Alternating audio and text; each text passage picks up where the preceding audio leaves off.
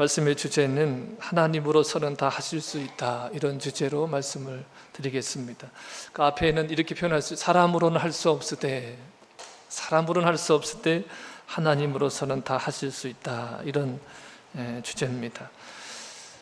지난주에 하나님 나라를 정의하기를 하나님 나라는 하나님의 은혜로운 통치의 영역이다. 그 나라의 백성들은 그 다스림을 받는 자로 구성이 되어진다, 이렇게 정의를 했습니다. 하나님 나라는 어떤 장소성을 가지고는 있지만 어느 한 곳에 고정되거나 제한된 나라가 아님을 또한 말씀을 드렸어요. 하나님은 볼 수 있게 임하는 것이 아니요 또 여기 있다 저기 있다고도 못하리니 하나님의 나라는 너희 안에 있다고 주님은 말씀하셨고, 또한 하나님의 나라는 먹고 마시는 것이 아니요 오직 성령 안에서 의와 평강과 희락이라, 이렇게 말씀을 드렸습니다. 그러니까 하나님의 나라에 들어간다라고 하는 것은 어떤 장소의 이동의 개념보다는 존재의 변화의 개념인 거죠. 이해가 되세요? 그러니까 장소가 이동해서 죽어서 들어가는 그런 장소의 이동의 개념보다는 존재가 변화되어지는 거죠. 그래서 존재가 변화되어진다는 것은 하나님의 나라가 그 속에 임하게 되어지고 의와 평강과 희락이 성령 안에서 이루어지는 것을 말합니다. 그래서 하나님의 나라는 현재 각자의 삶에서 경험되어지는 영적인 실체이고, 또한 예수님께서 재림하실 때 주님께서 주어주실, 주님께서 부여하실 영원한 하나님의 나라라 그랬습니다. 그래서 임이라는 현재성과 아직이라는 미래성을 동시에 갖는 나라가 하나님의 나라다 그랬어요. 그래서 우리가 지금 임의와 아직 사이를 우리가 살아가고 있는 거잖아요. 이미 임한 하나님의 나라를 누리고 살아가고 있고, 이제 주님께서 재림하셔서 우리에게, 믿는 자들에게 부여하실 이제 그 나라를 기대하며 열망하며 살아가고 있는 거죠. 그러니까 이미 임이라고 하는, 아직이라고 하는 그 사이를 살아가는 우리들은 새 피조물로, 새로 지음받은 자로, 새 생명 가운데 죄에 대하여는 죽은 자요 하나님께 대하여는 살아있는 자로 그렇게 살아가고 있는 것입니다. 그래서 이 하나님의 나라는 은혜로만 이루어진 나라예요. 그래서 누가 들어간다 그랬습니까? 어린 아이와 같이 받아들이는 자가 그 나라에 들어간다, 이렇게 말씀을 드렸어요. 그러니까 그 하나님의 나라를 받아들인 사람은 그 나라가 중심이 되어 살아가는 거예요. 먼저 그의 나라와 그의 의를 구하라, 이 말씀은 우선순위라는 의미도 있지만 삶의 중심이 그 하나님의 나라이다, 이런 의미가 있다고 말씀을 드렸어요. 그래서 이 하나님의 나라를 사는 사람들은 미래 실현될 하나님의 나라에 대한 열망을 가지고 살아갑니다. 그 열망을 가지고 살아가고 그 하나님의 나라가 중심이 되어서 살아가기 때문에 그 사람을 보면, 이 사람은 하나님의 나라의 백성이구나, 이 사람이 정말 하나님의 나라를 열망하고 기대하며 살아가는구나, 그것이 자연스럽게 드러난다 그랬어요. 여러분, 하나님의 나라를 살고 있고 또 하나님의 나라에 대한 기대와 열망이 있는 자들로 그렇게 보여지고 실제화되어지기를 주님의 이름으로 축복합니다. 자, 오늘 본문의 말씀 속에는요, 지난주에 봤던 어린 아이와 대비되는 그 어른이 등장합니다. 그 어린 아이는 보세요. 스스로 온 것이 아니라 누군가에게 이끌려 왔잖아요. 어른이, 부모가 데리고 온 아이지만, 근데 본문에 나오는 이 한 사람은 스스로 예수님을 찾아온 사람이에요. 자, 17절을 볼게요. 예수님께서 길에 나가실 때에 한 사람이 달려와서 꿇어앉아서 묻습니다. 질문을 해요. 선한 선생님이여, 내가 무엇을 하여야 영생을 얻으리까? 선한 선생님, 내가 무엇을 해야 영생을 얻습니까? 이렇게 질문을 합니다.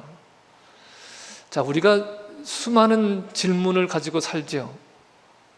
그리고 그 질문에 답을 하기도 하고 그 질문에 답을 찾고도 삽니다. 예수님을 찾아온 이 사람은 내가 무엇을 하여야 영생을 얻겠습니까? 이 질문을 해요. 여러분, 이 사람에게나 우리에게나 이보다 중요한 질문이 있을까요? 성경에 말씀하잖아요. 사람이 온 천하를 얻고도 무엇을 잃으면, 자기 목숨을 잃으면 그것이 무슨 소용이 있겠느냐 이렇게 말씀을 해요. 그래서 천하보다 귀한 것이 목숨이잖아요. 그런데 목숨보다 더 귀한 것이 영생이에요. 목숨보다 귀한 게 영생이에요. 천하보다도 귀하고 자기 목숨보다도 귀한 게 영생이에요. 그러니까 이 영생을 어떻게 해야, 내가 무엇을 해야 얻을 수 있겠습니까? 이 질문은요, 질문 중에서도 가장 근본적인 질문인가 함께 가장 수준 높은 질문이라는 거예요. 자, 우리는 영생하면 죽은 다음에 영원히 사는 것 보통 이렇게 생각하지요. 그런데 중요한 것은 어떤 존재로 영원히 사느냐가 중요한 거예요. 그래서 하나님의 나라를 정의할 때 하나님의 은혜로운 통치가 이루어지는 영역 이렇게 정의했잖아요. 왜냐하면 지옥도 하나님의 통치가 이루어지는 영역이잖아요. 그러니까 지옥에서 영원히 사느니 안 사는 게 나은 거죠. 여러분, 지옥이 어떤 곳인지 몰라요? 여러분, 지옥이 어떤 곳인지 제가 설명 안 해도 여러분들은 개념을 가지고 있을 거예요. 영원히 지옥에 사는 것보다 안 사는 게 나은 거죠. 그러니까 영원히 산다고 할 때 어떤 존재로 사느냐가 굉장히 중요한 거예요. 그러니까 어른들이 이런 얘기 하더라고요. 벽에 똥칠을 해도 이생이 낫다. 그러니까 저승에 가기 싫다는 거예요. 그러니까 이 사람들은 지옥에 갈 사람들이고, 천국에 갈 사람들은 뭐라고 얘기해요? 마라나타, 주여 어서 오시옵소서, 어서 오시옵소서 이렇게 고백하잖아요. 그러니까 지금 영원한 하나님의 나라를 사는 사람들은 하나님의 나라를, 주님이 이끌고 오실, 주님께서 믿는 자들에게 부여하실 그 나라를 갈망하며 살아가는 거죠. 그러니까 영생을 얻는다고 하는 것은 하나님의 나라에 들어가는 것이에요. 24절에 보면 하나님의 나라가 나오죠. 하나님 나라가 임하는 것이고, 26절에 보면 구원에 대해서 나오는데 구원을 얻는 것이 영생이에요. 자, 요한복음 17장 3절에서는 영생을 이렇게 얘기합니다. 유일하신 참 하나님과 그의 보내신 자 예수 그리스도를 아는 것이 영생이래요. 아는 것. 그 사도 바울은 그리스도를 아는 것이 가장 고상하다 그랬어요. 아는 지식이. 그래서 그것을 위해서 모든 것을 다 배설물로 여긴다고까지 했습니다. 그러니까 안다고 하는 것은 단순한 지적인 개념이 아니라 내가 그리스도 안에 있는 것이고 그리스도가 내 안에 있는 것을 얘기해요. 그리스도를 안다는 것은 그리스도로 사는 것을 얘기하는 거예요. 영생은 그래서 현재에 누리는 것이며 부활해서 영원한 생명을 얻는 것입니다. 이 사람이 예수님께 와서 영생을 얻을지, 무엇을 해 영생을 얻을지 물었습니다. 이 질문 속에는 자신은 지금 영생을 얻었다고, 내 영생이 있다고 생각을 하는데 그것에 대해서 확인하고 싶다는 의미일 수도 있고, 만약에 영생이 없다면 불안해서 영생의 길을 물었을 수도 있습니다. 하여튼 어떻게 해야 영생을, 선생님 내가 무엇을 하여 영생을 얻으리까 이렇게 질문을 해요. 근데 이 질문에 대한 답변으로 예수님이 하신 말씀은 뭐냐면 사람으로는 할 수 없다. 여러분, 이 사람이 와서 질문했어요. 무엇을 하여야 영생을 얻으리까? 본문 속에서 보면 이 질문의 대답을 먼저 드리면 대답이 뭐예요? 사람으로서는 할 수 없다. 그러니까 너는 무엇을 해도 영생을 얻을 수 없다. 이것이 예수님의 답변이에요. 그래서 이 답변에 대한 그 실증을 지금 예수님께서 본문을 통해서 보여주시는데 18절부터 19절입니다. 예수께서 이르시되 내가 어찌하여 나를 선하다 하느냐, 선하다 일컫느냐, 하나님 한 분 외에는 선한 이가 없다 이렇게 말씀을 하세요. 예수님의 이 말씀은 예수님이 선하지 않다는 말씀이 아니에요. 예수님의 지금 신성에 대한 말씀이 아니라 영생에 대해서 말씀하시는 거잖아요. 예수님 자신이 선하지 않다는 말씀이 아니라 어떠한 인간도 선하지 않다, 어떠한 인간도 선한 인간이 없다, 이것을 깨우쳐 주시기 위해서 오직 하나님만 선하다, 이 사실을 선언하시는 거예요. 자, 또 한 가지는 성경에 오직 선 한 분 하나님뿐인데 네가 정말 나를 선한 자로 여기느냐? 그러면 내가 하는 말의 권위를 인정하고 나를 따를 수 있느냐? 이 의미도 사실은 함의되어 있다고 부려져요. 자, 여러분, 선은 인간의 공로나 성취나 업적에 의해서 평가되는 것이 아니라 선하신 그 하나님으로부터 오는 거예요. 하나님이 선하시기 때문에 그 하나님께서 주신 율법도 법도 선한 것이죠. 그래서 이어서 말씀하셔요. 내가 계명을 안 하니 네가 계명을 알지. 그러면서 말씀하죠. 살인하지 말라, 간음하지 말라, 도둑질하지 말라, 거짓 증언하지 말라, 속여 빼앗지 말라, 내 부모를 공경하라 하였느니라, 이렇게 말씀을 해요. 그랬더니 이에 대해서 이 사람이요 놀라운 답변을 합니다. 20절에 뭐라고 답변을 해요? 20절에 선생님, 이것은 내가 어려서부터 다 지켰습니다. 선생님, 내가 이것은 어려서부터 다 지켰습니다. 그러니까 이 사람은요, 율법으로 볼 땐, 스스로 볼 때 어떤가, 율법으로 의로운 사람이고, 그리고 이 사람들에 의하면 율법을 지킨 사람들은 하나님의 복을 받는다, 이거예요. 이 사람은 그러니까 재물이 많은 사람이잖아요. 그러니까 율법으로 의로운 사람이고, 또한 뭐예요? 부자가 되었다는 것은 뭐예요? 의로운 자로 인정되어서 부자가 되었다, 이런 개념이 있는 거예요, 지금. 그러니까 그 당시에 유대교의 종교적인 관점이나 또 사회 통념적으로 보면 이 사람은요 정말 의인이고, 이 사람은 영생을 얻는 것이 지극히 당연한 사람인 거예요. 근데 보세요, 22절에 보세요. 21절부터 22절에 보세요. 이러한 사람인데 예수님이 이렇게 말씀하셔요. 22절, 예수님께서 그를 보시고 사랑하사 말씀하셨다 그랬어요. 다른 번역을 보니까 이렇게 주시해 보시는 거예요. 정말 네가 그랬냐? 이렇게 주시해 보시는 것이고, 대견하다는 의미도 있으니까 야, 너 참 대견하다, 이런 거예요. 그러니까 사랑하셨다는 것은 이런 표현이에요. 주시해 보시면서 야, 너 참 대견하다, 그러면서 그를 대견스럽게 보시면서 다시 말씀을 하셔요. 그 말씀이 뭐예요? 내가 아직도 한 가지 부족한 것이 있다. 참, 네가 지금 그렇게 했다는 거, 어려서부터 이 말씀을 지켰다는 건 참 대견한 일인데, 근데 한 가지 부족한 것이 있어. 그러면서 무슨 말씀을 하세요? 내게 있는 것을 다 팔아서 가난한 자들에게 주라. 네게 있는 것을 다 팔아서 가난한 자들에게 주라. 그리하면 하늘에서 보화가 내게 있으리라. 그러니까 네가 지금 가지고 있는 것으로 하늘의 보화를 사라는 거예요. 네가 가지고 있는 것으로 하늘의 보화와 바꾸라는 거예요. 그러니까 어찌 보면요, 우리가 살아갈 때 살아가는 것은 뭐냐면, 우리가 가지고 있는 것들을 통해서 이것을 가지고서는 하나님의 나라에 아무 소용이 없어요. 이재용이 가지고 있는 재산은 하나님 나라에 아무 소용이 없어요. 이것을 가지고 뭘 사라는 거예요? 하나님 나라의 부활을 사라. 하나님 나라의 부활로 바꿔라. 그러니까 하나님 나라로 부활로 바꾸는 게 뭐예요? 가지고 있는 것을 다 팔아서 가난한 자들에게 주는 거예요. 자, 그렇게 하고서 뭐라 그래요? 이것이 중요하고요. 그리고서 나를 따르라, 이렇게 말씀을 하세요.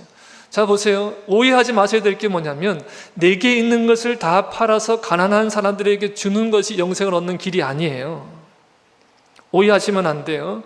내게 있는 것을 다 팔아서 가난한 사람에게 주는 것이 영생을 얻는 것이 아니라, 내게 있는 것을 다 팔아서 가난한 사람들에게 준 후에 누구를 따르라? 나를 따르라. 예수를 따르는 게 영생이에요. 그러니까 이 말씀은요 8장 34절과 연결이 되는 거예요. 누구든지 나를 따라오려거든, 이렇게 따라오려거든. 어떻게 하고 따라와라? 자기를 부인하고 자기 십자가를 지고 나를 따르라. 그러니까 여러분, 예수를 따르는 결론이 아니에요. 자기를 부인하고 자기 십자가를 지는 게 예수를 따르는 자의 결론이 아니에요. 예수를 따르는 자의 태도가 뭐냐면 자기를 부인하고 자기 십자가를 지는 거예요. 그래서 자기를 부인하고 자기 십자가를 지고 예수를 따르는 자가 어떻게 살 수 있냐면 예수와 복음을 위해서 살고 죽는 자가 되어지는 거예요. 자기가 부인되지 않고 자기 십자가를 지지 않고서 예수와 복음을 위해서 살고 죽는다, 이것은 있을 수가 없는 거예요. 이것을 좀 더 나중에 가서 심화해서 좀 말씀을 드릴게요. 예수님이 이렇게 말씀하셨어요. 한 가지 부족한 것이 있는데 내게 있는 것을 다 팔아서 가난한 자에게 주라. 그리하면 하늘의 보화가 내게 있을 것이고 그런 후에 나를 따르라, 이렇게 말씀을 하셨더니 성경은 이렇게 기록하고 있어요. 그 사람에게 재물이 많기에 이 말씀으로 인해서 슬픈 기색을 띠고 근심하며 돌아갔다는 거예요. 자, 이 사람이요, 가장 고상한 질문을 가지고 왔어요.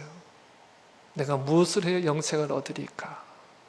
그리고 이 질문에 정답을 주실 수 있는 분에게 찾아오는 거예요. 그러니까 좋은 질문을 가지고 그리고 아주 정확하게 답변을 줄 수 있는 분을 찾아온 것은 맞아요. 여기까지는 좋은데 그 영생을 주실 수 있는 분이 말씀하시는 거예요.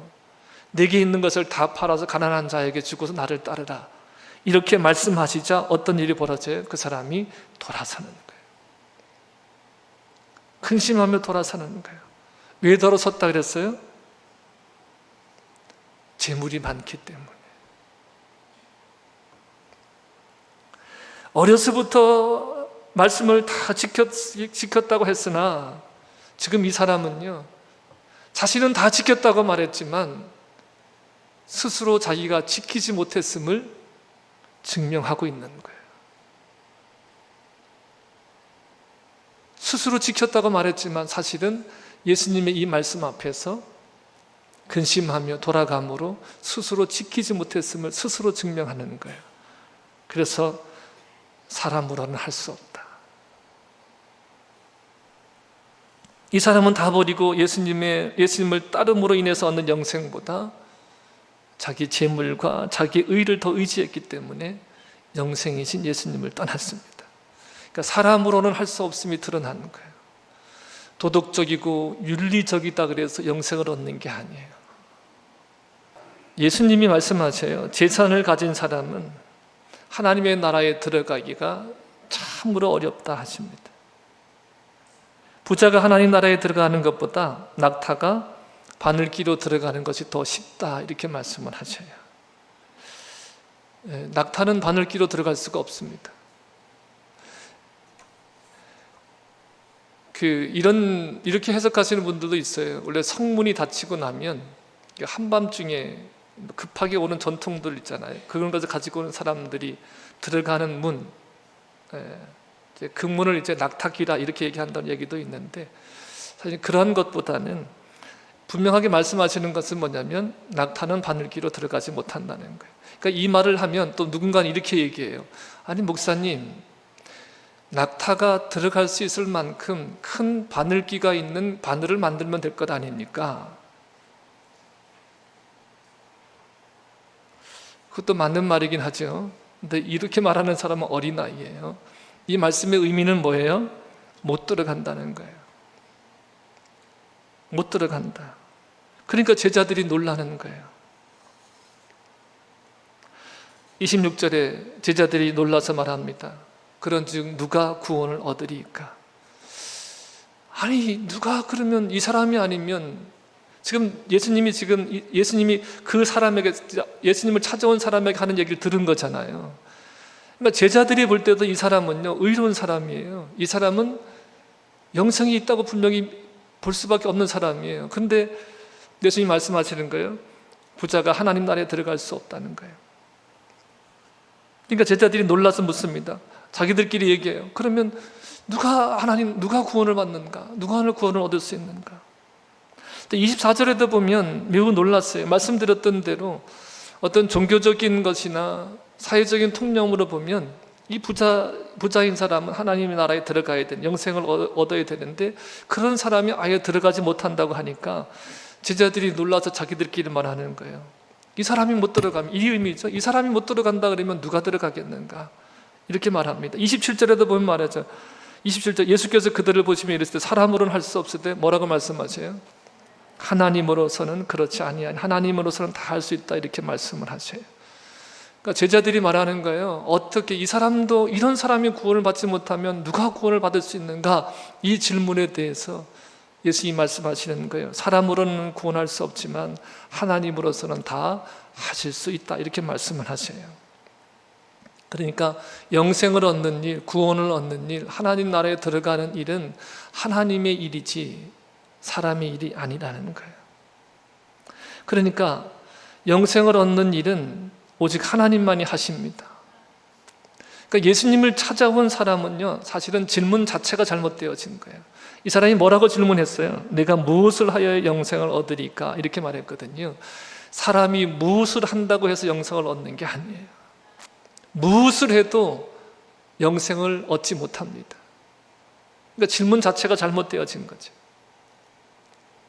사람이 구원을 받고 영생을 얻는 것은 자기에게서 나오는 게 아니에요.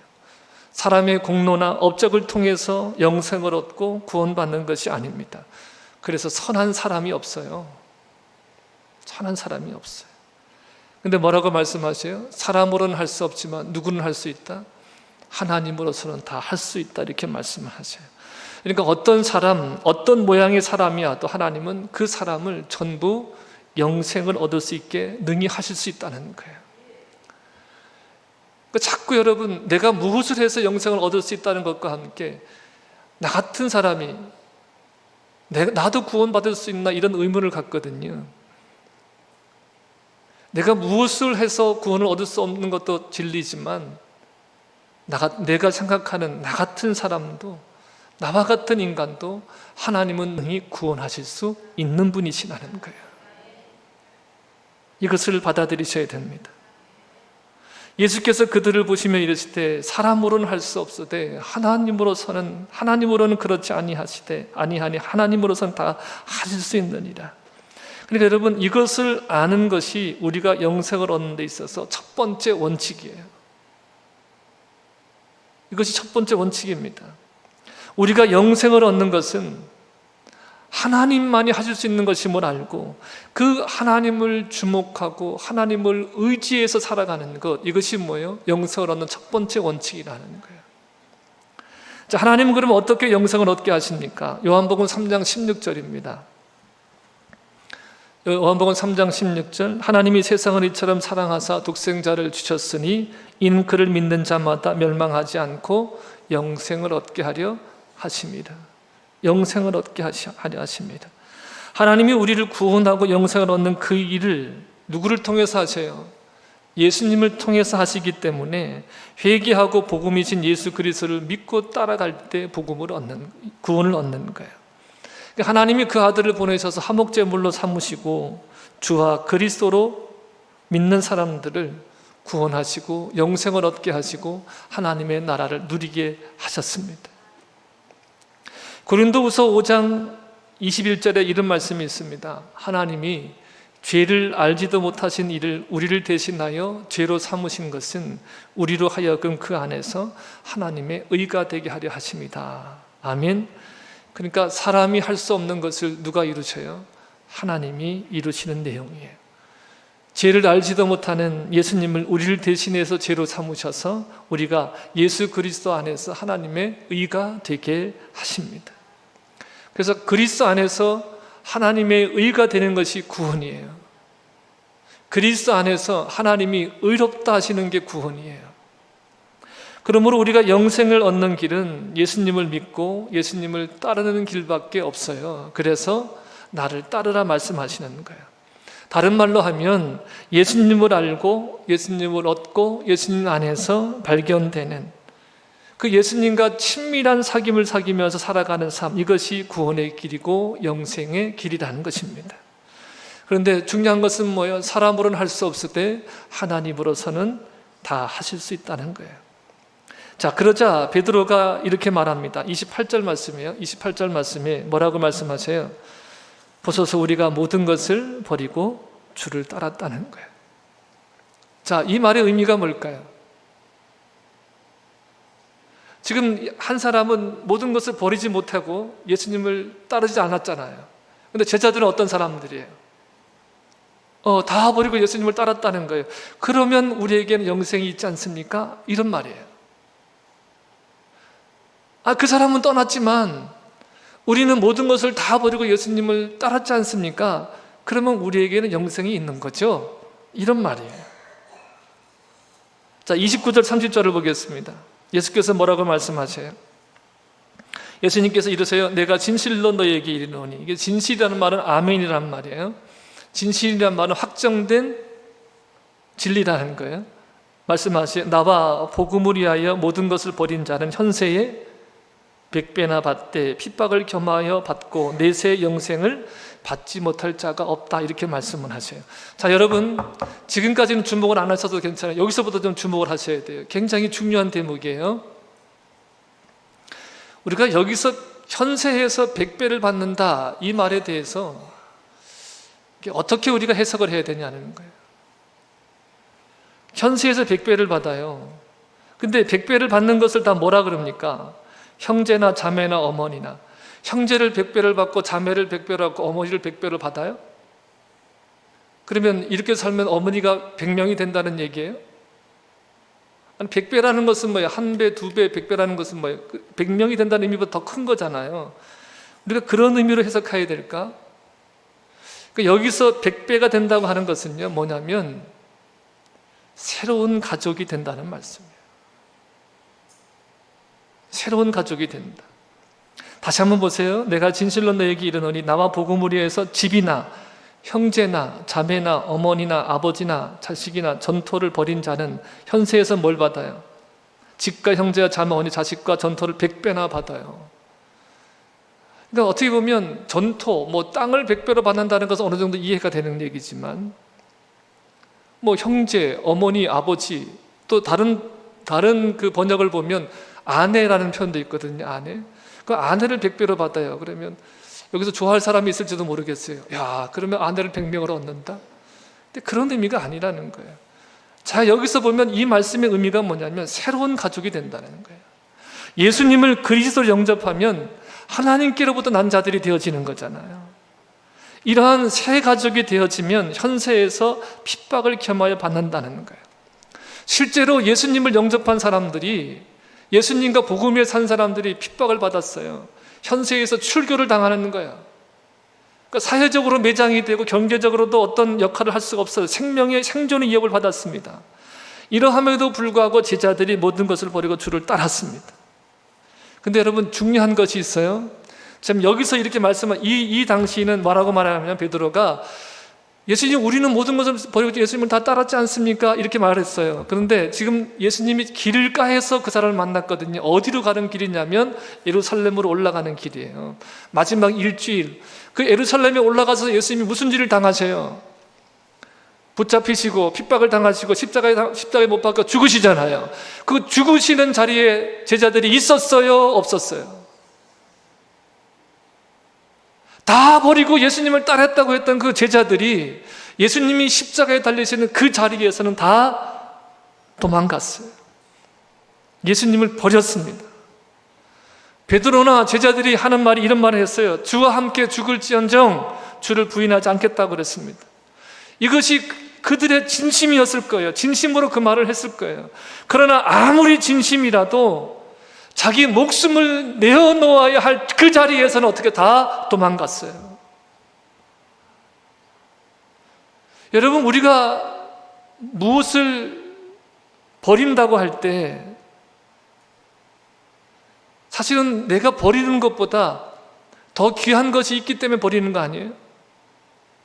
내가 버리는 것보다 더 좋은 가치, 더 큰 가치가 있기 때문에 버리는 거잖아요. 그런 기대를 갖는 거잖아요.